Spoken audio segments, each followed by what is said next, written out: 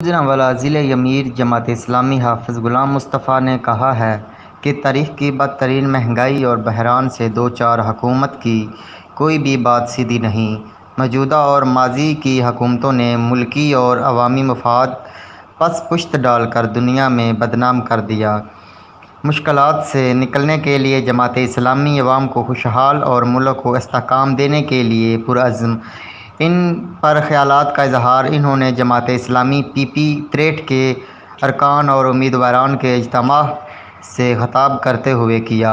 اجلاس سے ضلعی جنرل سکریٹری وسیم شاہد اولکھ، زونل امیر حافظ حمید اللہ ایوان، ملک کامران اور دیگر نے بھی اظہار خیال کیا۔